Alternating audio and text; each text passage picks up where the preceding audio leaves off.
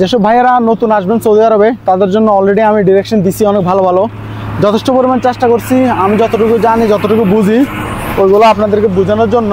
আরগুলো হচ্ছে আপনাদের ইচ্ছা, কিংবা আপনারা মন চাইলে চলে আসতে পারেন কোনো কাজ না শিখে, এবং এসে এখানে অনেক কষ্ট করবেন এটাও পারেন, কিংবা কাজ শিখে আসতে পারেন 2-4-6 মাস পরে আসেন, কাজ শিখে আসেন, অনেক ভালো হবে আপনাদের জন্য। এইটাই শুভকামনা রইল। কে কোথা থেকে আমার এই ভিডিওগুলো দেখতেছেন, ভিডিওগুলো ভালো হইতেছে কিনা এগুলো নিয়ে আমার অবশ্যই আমাকে জানানোর চেষ্টা করবেন। অবশ্যই আমার এই চ্যানেলটাকে সাবস্ক্রাইব করে দিবেন। আসসালামু আলাইকুম সবাইকে। দেশি ব্লগ জেদ্দা থেকে আবারও আপনাদের সাথে আরেকটা নিয়ে আসলাম। প্রবাসে যারা আসবেন সৌদি আরবে, কাজ শিখে না আসলে আপনাকে করতে হবে এমন কষ্ট কিংবা কান্না, এই বিষয়টা নিয়ে আজকে কথা বলবো আপনাদের সাথে।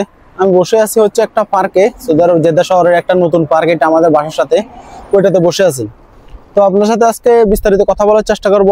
সৌদি আরবে আপনারা কি কাজ শিখে আসবেন, কিংবা কিভাবে আসবেন, কেন কাজ শিখে আসবেন, কাজ শিখে আসলে কি লাভ কিংবা কি লস আপনাদের।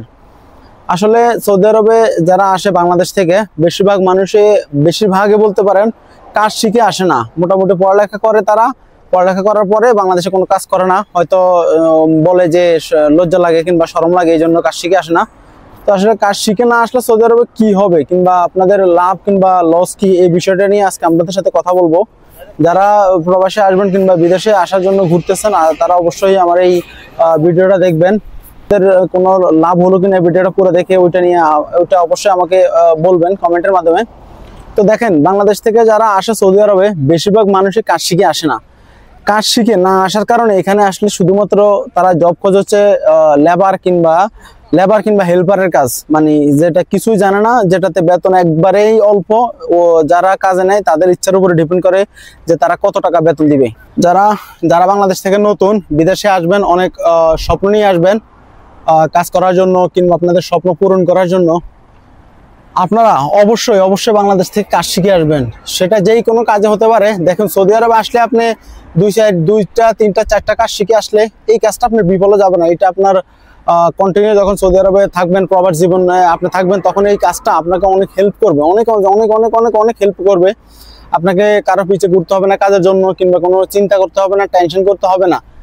মনে রাখবেন, যারা সৌদি আরবে কাজ শিখে আসছে কিংবা কাজ জানা শোনা আসছে, তারা এখানে এসে আসলে বেশি কষ্ট করতে হয় না। হয়তো 2-1 মাস কষ্ট করতে একটু হয়, যে কাজ নতুন আসছেন এই জন্য তারা মোটামুটি একটু কষ্ট করবেন। কিন্তু আসলে লং টাইমে কিংবা অনেক বেশি সময় ধরে যারা বসে থাকে, কোনো কাজ নাই কাম নাই, অনেক কষ্ট করে, তাদের মতো করতে হবে না আপনাকে।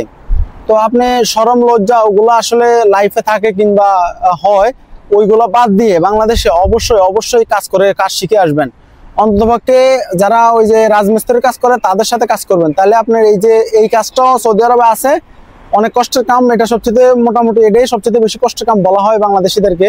তো অন্ততপক্ষে এই কাজটাও যদি আপনি শিখে আসেন, তাও এখানে আসলে আপনি একটা ভালো বেতন কিংবা একটা ভালো ইনকাম করতে পারবেন। এখন আপনি যদি কিছুই না করে সৌদি আরবে আসেন, তাহলে আপনাকে আসলে অনেক হতাশা হতে হবে, অনেক কষ্ট করতে হবে, মানুষের পিছনে ঘুরতে হবে টাকা দিয়ে, শুধুমাত্র ক্লিনারের কাজ করার জন্য। বেশিরভাগ ক্ষেত্রে ক্লিনারের কাজও পাওয়া যায় না যারা কাজ শিখে আসে না। যারা নতুন আসবেন, প্রবাসে এসে কষ্ট করতে চান না, তারা বিভিন্ন কাজ, যেমন আপনার ইলেকট্রিশিয়ান কাজ, ইলেকট্রনিক্স কাজ বাংলাদেশে অ্যাভেলেবেল পাওয়া যায়। আপনারা কারো না কারো মাধ্যমে টাকা নেবেন না, তাও যাই কাজ শিখবেন, হেল্পারি কাজ শিখবেন, 6 মাস 1 বছর কাজ শিখেন, অবশ্যই একটা ভালো বেনিফিট পাবেন এটা থেকে। এবং সৌদি আরবে এসে আসলে এই কাজগুলো শেখা যায় না, এই কাজগুলো এখানে শেখার অতটা টাইম পাওয়া যায় না, কিংবা 5-6 বছর চলে যায়। তো ওইটা থেকে বাংলাদেশে শিখে আসাটা অনেক ভালো। সৌদি আরব আসার আগে আপনি আসলে শরম লজ্জা এগুলা দেখে কোনো লাভ হবে না, কারণ আপনাকে এখানে আসলে এই জিনিসগুলো আপনি পাবেন না, কারো মাঝেই পাবেন না। কারণ এখানে আসলে আপনাকে ইনকাম করতে হবে, টাকার জন্য আসছেন কিংবা বিদেশে নিজের স্বপ্ন পূরণ করতে আসছেন, ফ্যামিলির জন্য আসছেন। তো অবশ্যই আপনি কাজ শিখে আসবেন। দেখেন, বাংলাদেশে এমন একটা জায়গা যেখানে কাজ শিখতে অত পরিশ্রম করতে হয় না। বাংলাদেশের আবহাওয়া, বাংলাদেশের সবকিছু, আপনি কাজ শিখবেন, খুবই সহজে কাজ শিখতে পারবেন যদি মনোযোগ দিয়ে আপনি যে কোনো কাজ 1টা বছর কিংবা 6টা মাস কিংবা 7টা-8টা মাস আপনি যদি করেন, তাহলে দেখবেন আপনি একটা ভালো কাজ শিখে গেছেন, এবং এই কাজটা আপনাকে পরবর্তীতে সৌদি আরবে অনেক হেল্প করবে। তো আমার প্রতিটা ভিডিওতে আমি আপনাদেরকে বলে থাকি যে আপনারা সৌদি আরব আসার সময় অবশ্যই কাজ শিখে আসবেন, কাজ না শিখে, কিছু জানেন না, বাংলাদেশে বেকার ঘোরাঘুরি করছেন তারা আসবেন না সৌদি আরবে। তারা আসলে আসলে এখানে তাদের অনেক কষ্ট করতে হয় এবং শুধুমাত্র একটা লেবারের চাকরি পাইতেও আপনাকে অনেক টাকা ঘুষ দিতে হবে কিংবা অনেক টাকা ব্যয় করতে হবে। আমরা আছি হচ্ছে জেদ্দার একটা পার্কে। তো এই পার্কে আসার পরে এত সুন্দর এই গাছগুলো, এখানে ছোট ছোট গাছ, ফুল, তারপরে তো এটার ভিতরে আপনাদের জন্য ভিডিও বানাইতেছি। আপনারা অবশ্যই বলবেন আমার ভিডিওগুলো কেমন হয়, কিংবা আপনাদের জন্য এত কষ্ট করে ভিডিও বানাই, এগুলো একটু আপনারা যদি বলেন তাহলে আরও ভিডিওগুলো আরও ভালো ভিডিও দিব আপনাদেরকে। কি নিয়ে আপনার ভিডিও চান, কিংবা সৌদি আরব প্রবাসে কীভাবে চলতে হয়, প্রবাসে কিসের সবচেয়ে বেশি সমস্যাতে পড়তে হয় বাংলাদেশি মানুষরা, এবং এখানের কালচার কেমন, এই জিনিসগুলো আপনাদের সাথে ভিডিওর মাধ্যমে আস্তে আস্তে তুলে আনার চেষ্টা করব। আমার উদ্দেশ্য হচ্ছে 2025 সালে কোনো প্রবাসী বাংলাদেশি যেন বিদেশে এসে কষ্ট না করতে হয়, এই উদ্দেশ্য নিয়ে আমার এই যাত্রা চলা। তো আপনারা অবশ্যই আমাকে সাপোর্ট করবেন এবং বলবেন আমার ভিডিওগুলো কেমন হয়। বসন্তকালে এই ফুলগুলা এভাবেই ফুটে থাকে। এখানে দেখেন অনেক মানুষ হাঁটাহাঁটি করতেছে, পার্কে জিম করতেছে, দৌড়াদৌড়ি করতেছে, কিংবা অনেকে এসে আড্ডাও দিতেছে বন্ধু বান্ধব সহ, কিন্তু কেউ এই ফুলগুলা ছেড়ে নিতেছে না।